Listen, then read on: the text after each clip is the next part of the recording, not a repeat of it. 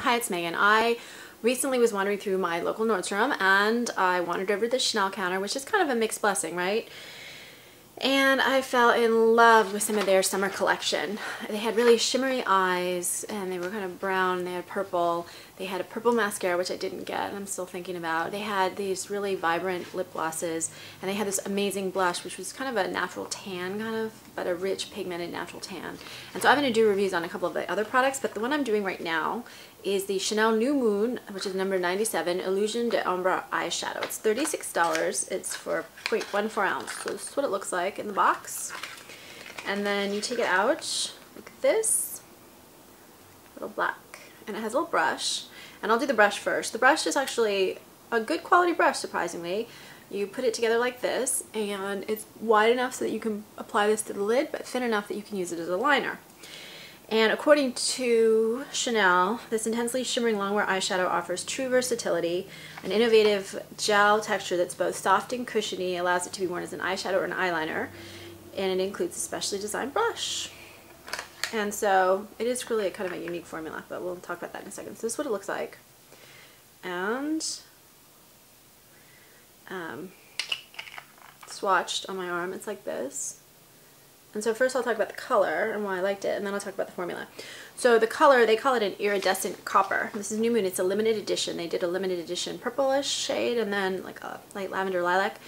And then this one, which so iridescent copper. And what it basically is, it's very, very glittery. It's almost frosty, but on me not quite. It's a warm undertone shade. It's kind of a medium brown on me. And it definitely has red undertones. I feel like with metallic shades, golds, bronzes, all these, there's so many undertones to them. When you say silver or bronze or gold, it's really not that descriptive. This to me is definitely more red as opposed to orange or yellow, which is a more flattering shade on me.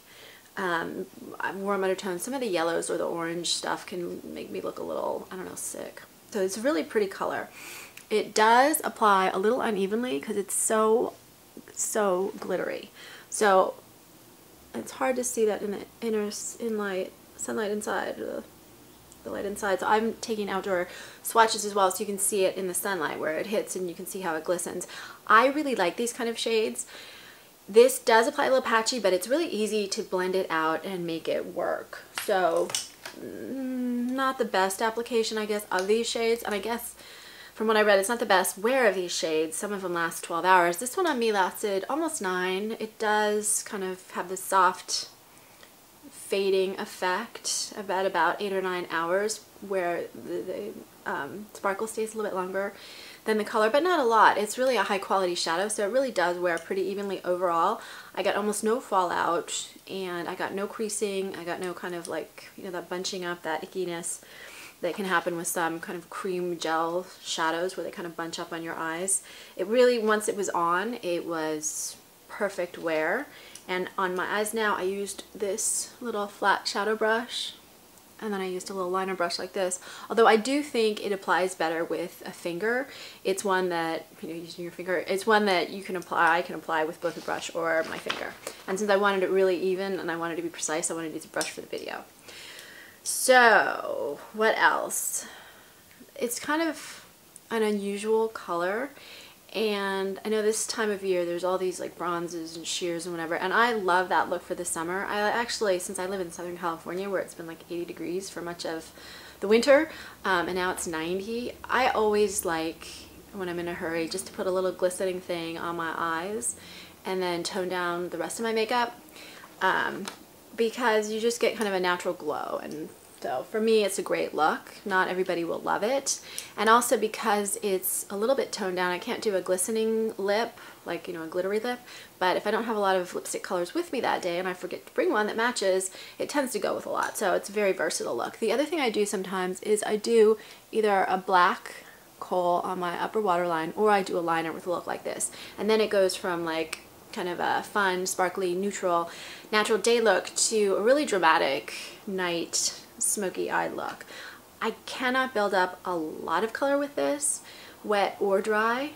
I can build up a little bit more than this on my lid, but it really is never going to be a fully dark shade, which is fine for me because some of the dark shades, unless it's just in my crease, kind of weigh down my eye and I'm not thrilled with them. The texture is really interesting. I've never used this shadow before, but it is like this spongy, as opposed to like a dense cream shadow. This is a gel-based formula, and it definitely has that kind of lighter, you know, I don't know if it's powder and gel or just gel. They say gel, but it's that lighter texture to it. Very creamy, but not in a heavy way. And so for me, that also makes it easier to apply a thinner shade of the glisten, which is the effect that I personally like. But if you don't like glitter, you are not going to like this. And if you don't like this kind of more obvious glitter, not for you. I would analogize it to the Urban Decay Moon Dust shadows, although the texture is very different. The look on the eye is similar. And this one isn't really sheer, but it does almost get to sheer. It really doesn't build up that much. That's about it. I'm not really going to be very good at describing the formula just because it's so unusual, and there are a couple other formulas. Givenchy's is similar, and there's another, Dior, that has a similar feel to it, but I think the application's a little different. So, what do I think overall?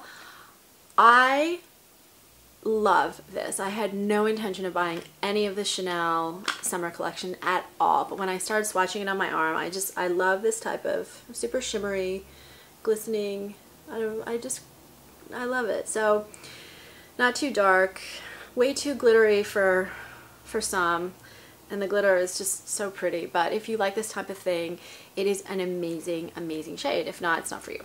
And tone down the lips is all I have to say. Don't put any glitter on your lips. Otherwise, you're going to look like a disco ball. And I think that's it. So if you have this color or other colors, I'd love to hear. Since this is my first color of this formula, I'd love to hear from other people what they think and other colors they like. Please subscribe on YouTube. And then on YouTube, I also have a novel called Masks, which I'm putting up chapter by chapter, which is about makeup and the masks we wear. And I'll put a link to that in the description. Thanks.